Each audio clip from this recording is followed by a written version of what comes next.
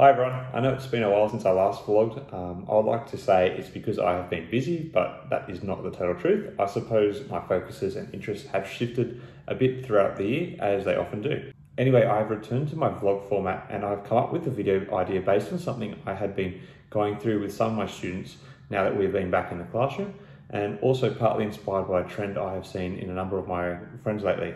So as a pretext, a number of my friends have been having kids or about to pop lately, and when someone has a kid, they are generally enslaved to having to provide gifts for them for at least the next 18 years of their life, and often beyond. So I thought to myself, I wonder what is the best gift you could potentially give them.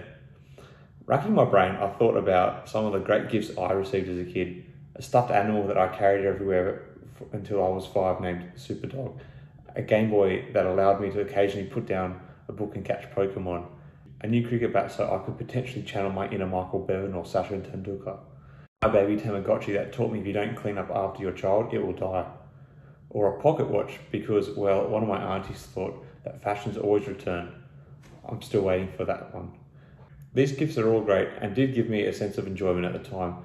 They and others all informed various stages of my life. However, all of them, with the exception of the pocket watch, are now distant memories that I had to spend some time recalling just then.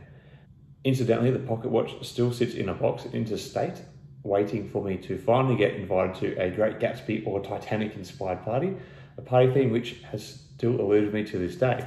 Looking back now, I realised that the one gift that I would have truly enjoyed receiving is for all my viewers to take a moment and hit the like button for the YouTube algorithm, as there is nothing I have wanted more in my life than a well-received video on the internet. Just kidding about that. But seriously, hit the like button. It helps out any YouTuber that you like and want to support. The one gift I would have liked to receive is the gift of financial freedom. When you couple a small long-term investment with a broad market index fund, you can potentially make some decent gains. If you take the historic average of market indexes for various share markets such as the S&P 500 in the USA or the ASX 200 in Australia, we can get an idea of what kind of average returns we can receive over a long term.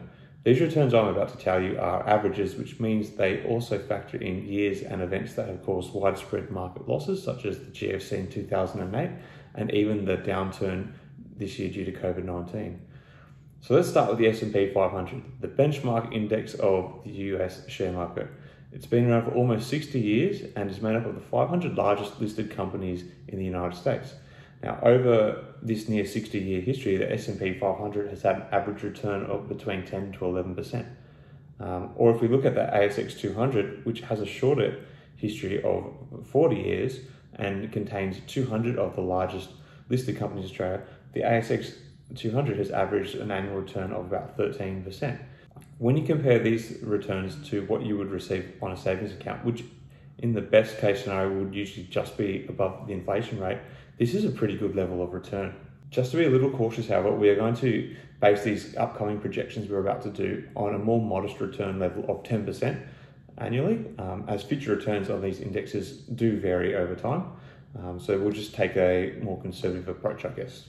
So if I have a child and from the day they are born, I was to put $10,000 into one of these market-wide index funds, nothing more, and I arranged for all the dividends the fund pays to be automatically reinvested. So I'm just setting it and forgetting it. After 18 years at an average return of 10%, that $10,000 becomes $55,599, which isn't that bad. I mean, that is enough to get a nice car or could pay for a degree of study. Personally, I would have loved something like this from my parents, but I think you could potentially do better, just saying. So let's try something different. Same investment, $10,000 from the day your child is born and automatically reinvest all dividends. But instead of 18 years, we make the time horizon 30 years. Why 30 years?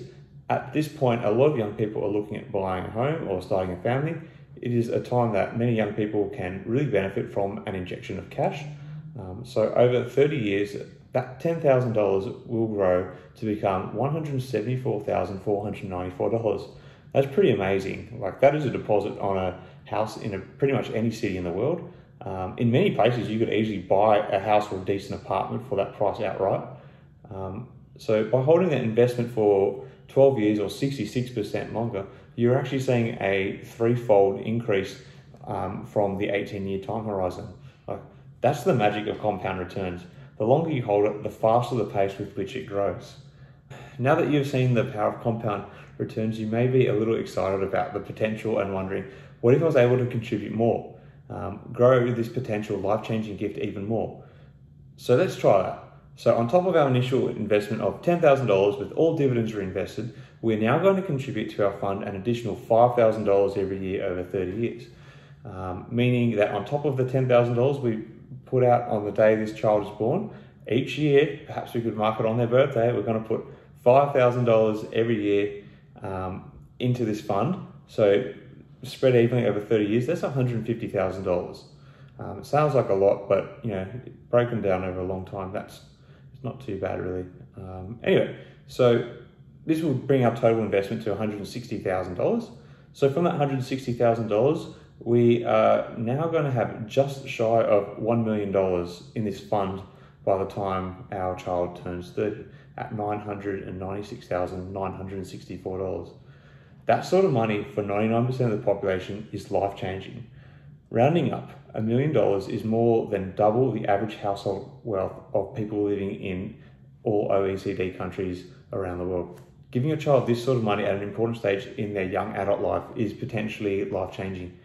You give them the ability to live with less stress and financial burden, and allow them the ability to pursue things that give them greater meaning in their life. To be able to do something like that for someone you love perhaps is one of the greatest things that anyone could do for another person, let alone for someone that is very close to them and an important part of their life.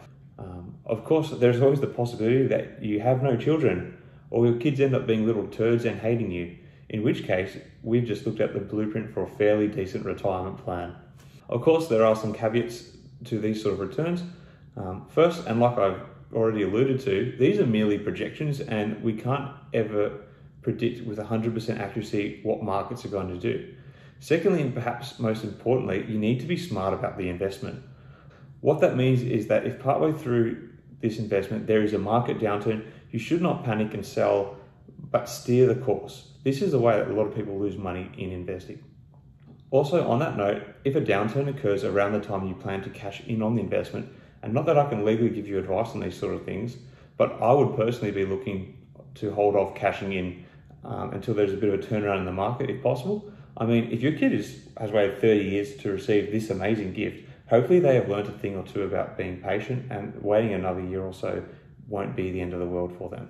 In any case, the power of compound returns over the long term is amazing and something I wish I knew more about from a younger age than I did. It is a great way to help with planning for the future. In this video, we only looked at time horizons of 18 to 30 years.